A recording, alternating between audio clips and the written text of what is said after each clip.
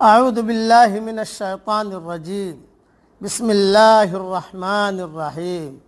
سورہ احزاب کی چند آیتیں پڑھ رہا ہوں۔ آیت نمبر 69، آیت نمبر 70، آیت نمبر 71۔ یا ایہا الذین آمنوا لا تکونوا کالذین آذوا موسیٰ فبرأہ اللہ مما قالوا۔ اے ایمان والو، تم ان لوگوں کی طرح نہ بنو جنہوں نے موسیٰ علیہ السلام کو اذیت پہنچائی، تو اللہ نے اس کو ان باتوں سے بری ثابت کیا۔ وَكَانَ عِندَ اللَّهِ وَجِيهًا، اور وہ اللہ کے نزدیک باعزت تھے۔ یا ایہا الذین آمنوا اتقوا اللہ وقولوا قولا سدیدا۔ اے ایمان والو، اللہ سے ڈرو اور درست بات کہو۔ یصلح لکم اعمالکم ویغفر لکم ذنوبکم، وہ تمہارے لیے تمہارے اعمال سدھار دے گا اور وہ تم سے تمہارے گناہوں کو بخش دے گا۔ وَمَن يُطِعِ اللَّهَ وَرَسُولَهُ فَقَدْ فَازَ فَوْزًا عَظِيمًا، اور جو شخص اللہ اور اس کے رسول کی اطاعت کرے اس نے بڑی کامیابی حاصل کی۔ مختصر تشریح سن لیجئے۔ اس آیت کی تفسیر میں حدیث میں کچھ ایک دو قصے آتے ہیں اور دونوں اتفاق سے صحیح بخاری میں ہیں۔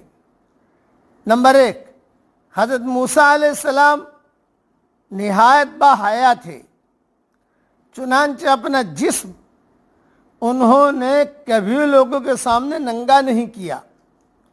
بنو اسرائیل کہنے لگے کہ شاید موسیٰ علیہ السلام کے جسم میں برس کے داغ یا کوئی اس قسم کی آفت ہے جس کی وجہ سے یہ ہر وقت لباس میں ڈھکا چھپا رہتا ہے۔ ایک مرتبہ حضرت موسیٰ علیہ السلام تنہائی میں غسل کرنے لگے، کپڑے اتار کر ایک پتھر پر رکھ دیے۔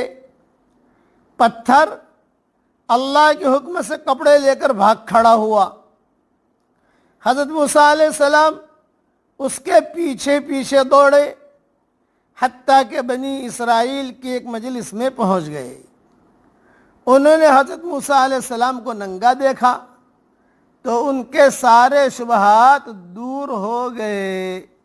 موسیٰ علیہ السلام نہایت حسین و جمیل اور ہر قسم کے داغ اور عیب سے پاک تھے۔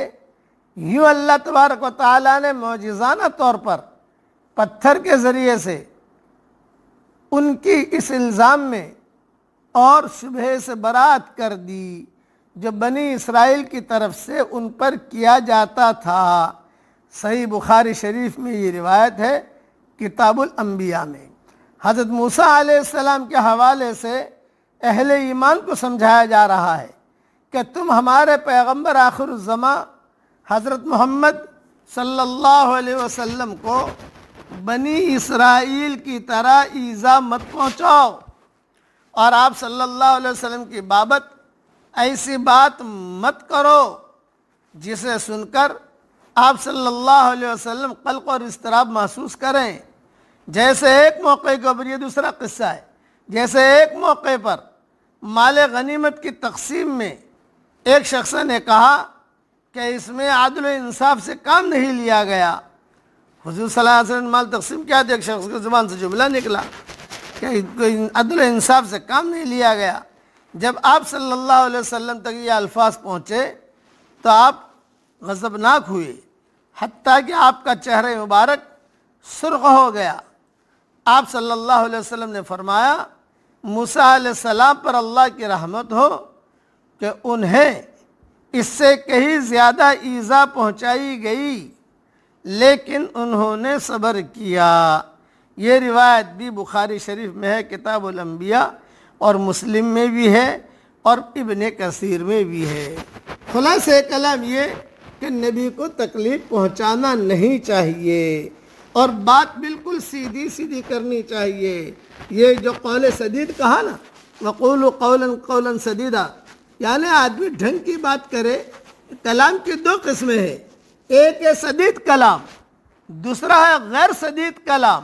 سدید کلام وہ ہے جو عین مطابق حقیقت ہو، جو واقعاتی تجزیہ پر مبنی ہو، جو ٹھوس دلائل کے ساتھ پیش کیا جائے۔ اس کے برعکس غیر سدید کلام وہ ہے جس میں حقیقت کی رعایت شامل نہ ہو، جس کی بنیاد ظن اور گمان پر قائم ہو، جس کی حیثیت محض رائے زنی کی ہو، نہ کہ حقیقت واقعہ کے اظہار کی۔ اول ذکر کلام جو ہے یہ مومنانہ کلام ہے، اور ثانی ذکر کلام جو ہے منافقانہ کلام ہے۔